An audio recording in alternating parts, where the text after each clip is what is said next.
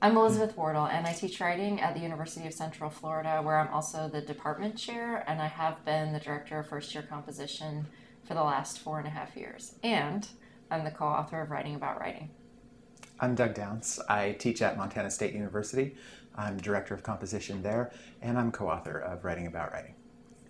I got interested in writing about writing back when I was looking around for dissertation projects, and I was really interested in composition pedagogy, and I was just thinking about the distance you sometimes get between what it seems like you want the course to do and what it actually winds up doing, and realizing that much of the problem was that we know all of this stuff about writing. We have all of this research that tells us quite a bit about what it is to experience writing, what it is to actually get it done.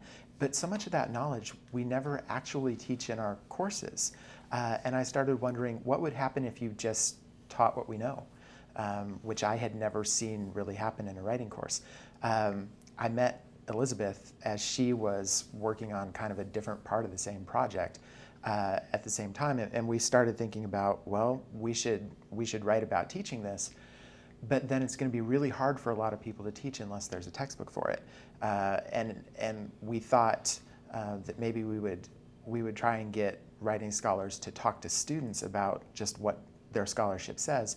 But as we thought more about it, we thought, no, just show the scholarship itself. It'll be a little challenging for students to read very often, but there's real value in that. That's part of the whole writing about writing approach. So that kind of led us to the idea of a textbook that was an anthology of writing research that was set up suitable for freshman composition courses.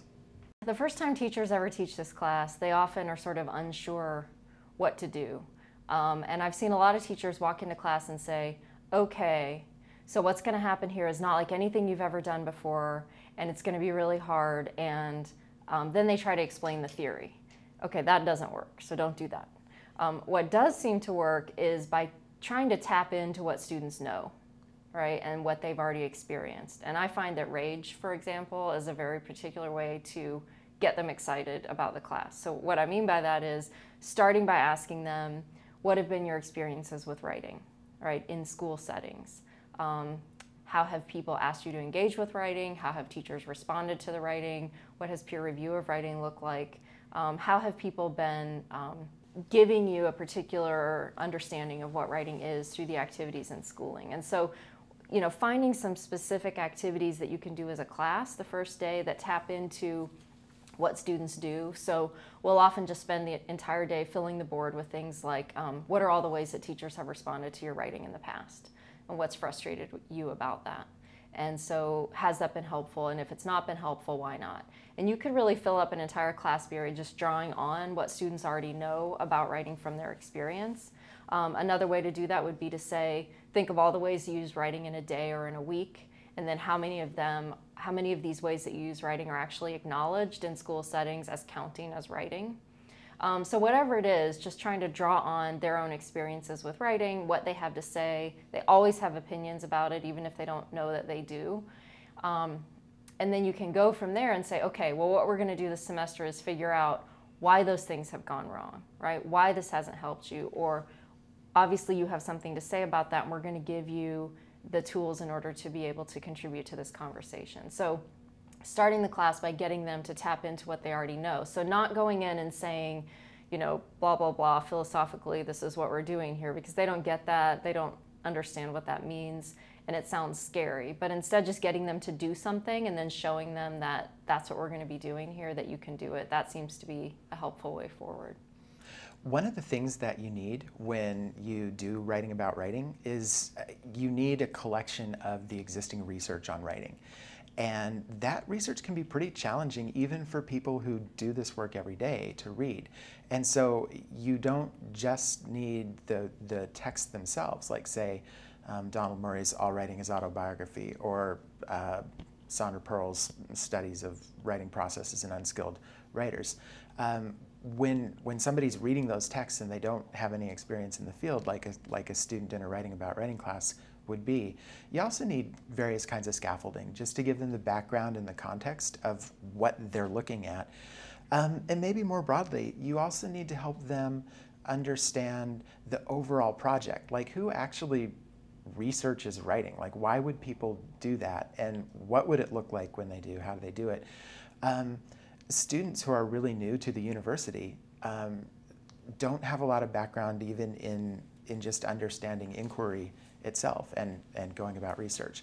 So the book, in a number of ways, tries to collect the readings that we find helpful for students to study and read, and then bring students into those readings in ways that they can connect the readings to their own experience. That's what a lot of our discussion questions go to, is finding various ways to do that. And then helping students think about, given the ideas that are in the readings that they're encountering, where would they take those to do more of their own research, or where would they take them to explore more about their own writing? So one of the things that Doug and I are most excited about with the second edition is that we think that we finally found a way to really organize this book that makes both philosophical sense and also methodological sense for the people who are using it. So the book is organized around threshold concepts, which are these basic concepts that people need to know about the knowledge of a particular field. So we think that the concepts that we outline in this book are concepts that anyone from any major, any kind of person writing in the world would benefit from knowing. And so the book is organized starting from the individual and moving outward. So the first chapter asks the students to think about, who are you as a reader and writer, and where do those ideas about reading and writing come from? So we all come to our new literacy tasks with all this history that we're bringing to bear. So we're asking them to sort of enter the conversation and think about, what are they bringing with them in terms of their history and their relationship to reading and writing. And then the second chapter asks them to situate that notion of the individual as a literate person within a context. And so it says, individuals don't act alone. They're always acting with others and using text to mediate activity. And so the second chapter gives them two frames for looking at how people use language and text together. So the idea of discourse communities and the idea of activity theory. So this idea that we as individuals are coming with our histories and then acting with others to use text and accomplish things together. And then the next chapter asks people to think about then, how do the texts that we're using together actually work? So it's a chapter about rhetoric that gives students the ability to sort of think about how the texts that they're using with other people are actually working, how they're put together, how they're used, whether they're persuasive or not, how they speak to one another through intertextuality. And then we ask them to think about process. And it might come as a surprise to some people that the process chapter is so far back in the book, but our point here was that texts are not composed acontextually, right? They are composed by people for purposes with other people. And so we wanted to try to get to that in the order that we thought it made some sense. And so thinking about who you are as an individual, acting with others, using text, and composing text. So the fourth chapter is about process. And then the fifth chapter is just about what actually counts as writing and composing in the 21st century.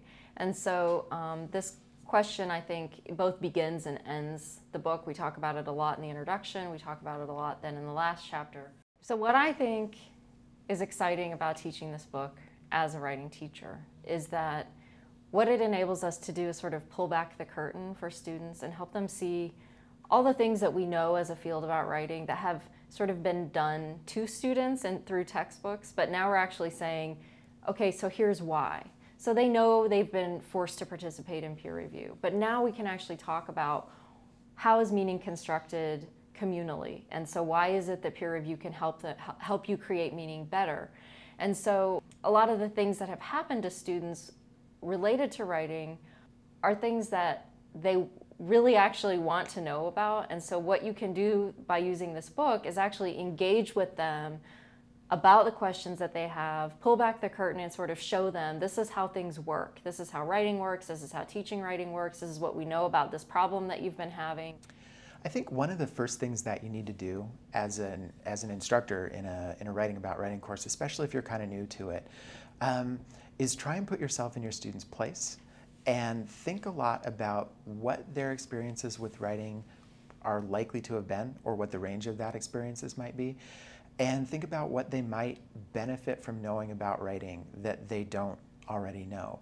If you've had a chance to have time with the book and to go through it and read the range of writing research that's in it, probably some of it will have seemed more important to you than other parts of it.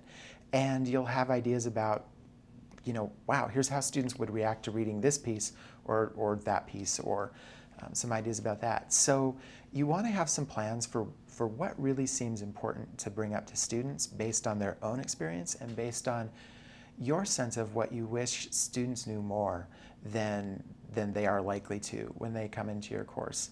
And then as you're working through, as you're using the book to teach, and again, especially if this is, you're early in doing it and this is kind of your first time, you need to be prepared for students to have challenges and difficulties with some of the readings. And the stance that you really want to take is that's okay. This is hard stuff to read, and there's value in that. The thing that we're always reminding our instructors, Liz and I, when we have instructors in our own program who are trying this for the first time, is to try and remember that perfection isn't important, and that an absolutely solid understanding of a given reading really isn't the point. The readings bring up ideas that you want students to kick around and compare with their own experience and research further. So it's interesting because the point of the book and the point of the readings isn't to understand all those ideas perfectly. It's to start conversations and to give students kind of sounding boards to bounce their ideas off of. Doug and I feel very strongly that the citation for each article should be at the top of the page, along with the author's picture, because this is a way to help students understand the idea of texts and authors as being in conversation with one another and as being embedded in particular contexts. One of my main interests, even scholarly interests, is reading and how people accomplish that and how students are reading, things like that. So from that perspective, it's really interesting to write the apparatus that helps students ask questions about the reading or that helps them get through the reading. And one of my favorite parts actually is almost easy to overlook. It's in the framing the reading part, and it's the before you read section. And it says, before you read, do one of these activities, ask one of these questions. While you read, ask these kinds of questions. And it helps students predict. A big part of reading is prediction, trying to sort of guess at what the meaning of things are going to be, and then as the reading unfolds, testing those predictions. Usually we do it too fast to even be conscious of it, but when you're kind of pre-reading, you can prime the reader with, hey, think about this. This is going to come up in the reading. Be ready to think about that. And so I really like those getting ready to read features of the book. We break the end of reading questions and activities into discussion and journaling questions like you'd use in a classroom for class discussion, or like you'd ask students, hey, write a reading response and focus it on this particular question. And then we also build in there exploring and analyzing activities where we want students to do not quite, you wouldn't make it a 3-week project, do one of these questions, but it might be a little heavier writing and thinking and reading than just take 15 minutes and write a response to this, where we try and extend it out, maybe connected to other readings, things like that. Several things are different about the second edition of this book, and one of them is the introduction. The introduction to this book is more expanded than the introduction to the first edition, and in it we've tried to sketch out a little bit more in our own words what the book is trying to do, the philosophies on which the book is based. We've tried to help them understand things like where the knowledge in this book comes from, and what kinds of knowledge are in the book, and why it's there and not something else. In addition, the introduction talks about how to read, which is obviously one of Doug's favorite things to talk about, and also how to do peer review, and then also how to think about the different moves that academic articles often make. So what we're hoping, and it also talks about what counts as research, that research is a thing that entails genuine inquiry, not regurgitation. So what we've tried to do in the introduction is sort of set up how to be as a user of this book, and then what to expect when they're going through the book.